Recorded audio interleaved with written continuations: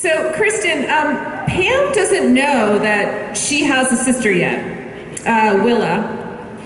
How much sibling rivalry will we see there when she meets her? Yeah, what do you think? I mean, Pam doesn't share. She doesn't play well with others. And she's never had to share Eric before. So we're gonna find out pretty soon how she feels about that. I'm guessing not great. Yeah. So she's trying to say she doesn't care about Eric, her maker, but she really, really does. So what's the sort of internal struggle with her right now? Yeah, I think, well, it's interesting, you know, because to hear that I'm not fooling anyone, that Pam doesn't really care about Eric. I mean, that's we've seen for so many seasons, it's her strongest and only relationship. It's the only thing she needs. Although she's gotten to be kind of fond of her daughter down there, her hot daughter. So, is that wrong? So, you know, there's a very, very deep bond there between Pam and Eric, and it's going to be very tested this year. And sometimes people react under circumstances in ways they wish they didn't, and so it's a great season for that. Do you miss wearing her fabulous outfits? Because you've been in the jumpsuit. I have very mixed feelings because I love those outfits, and they keep me going to the gym. They're adding years to my life because I have incentive to work out. But I was so comfortable, and you know, eating potato chips, and my feet didn't hurt. So it's kind of, I have very mixed feelings. And I think we want to jump in and just give a big shout out to our makers who aren't here. So to Steve and Alex, guys. I know.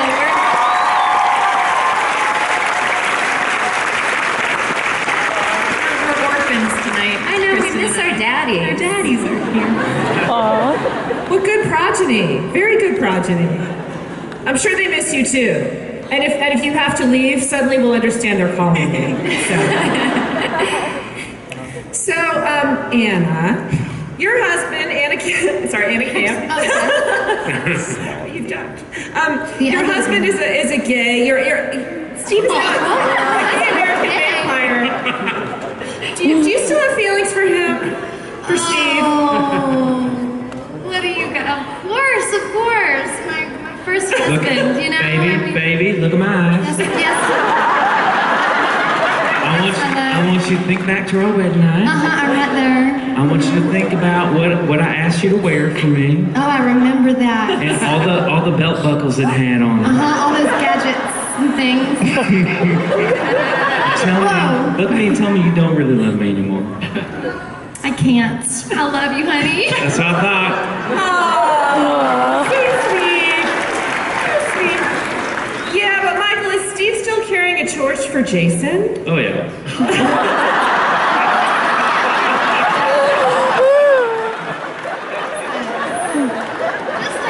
Just like that. Very serious about that. Still carrying that torch. That's never that flame is never gonna burn out. Just because they haven't been seen together for a while doesn't mean that Steve's not feeling it.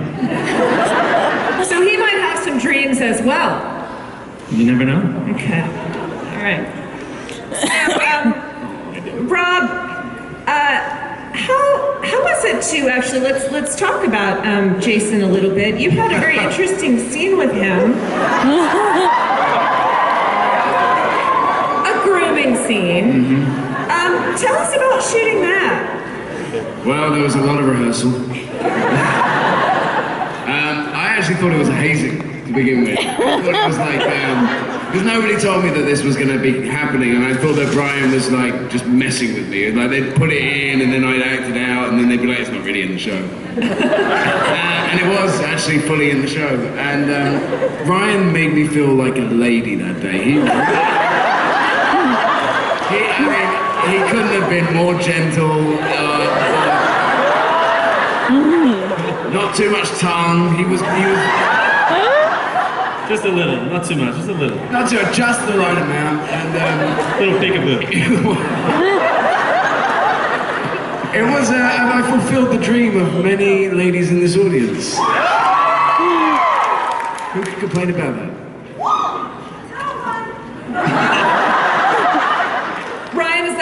accurate description of how it was to shoot that scene? Yeah, to be honest, I didn't really. I guess I'm so used to sort of doing things that I've never really done before on the show. But then, sort of a week before we're even supposed to be shooting it, I'm thinking about that day's work. And Rob, I see him, and he's. So we got that scene next week. Are you excited about it? What scene, Rob? You know, the shaving one. I get to shave you. I'm like, oh yeah, I'm excited. He's like, yeah, I'm really excited. Has there been a rewrite? Is there something I don't know? No. It's just, I get to shave you and you shave me and then you kiss, right? I don't think I told you where at that point, though.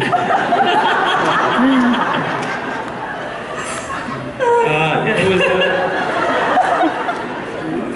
Sometimes it's scary to be sitting next to this guy because I know he's getting ideas. Yeah, be careful what you say. So we're now going to let you guys in the audience ask some questions. So I know there's a mic. So when you come to the mic, please tell us your name and tell us who your question is for. Hi, my name is Samantha, and my question is for everybody.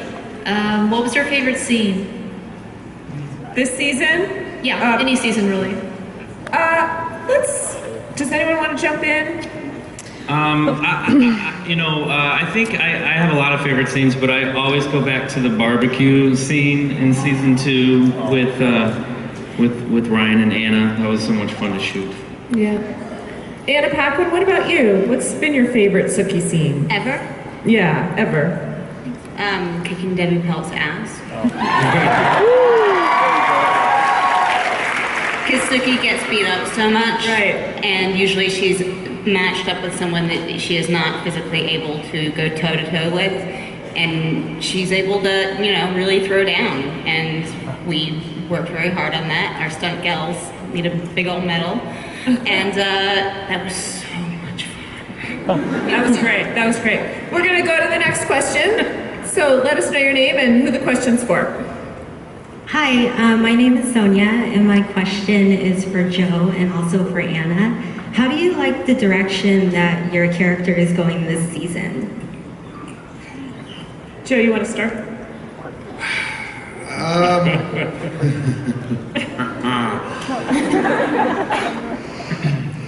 I don't like that everybody's upset at my character. I don't like that at all.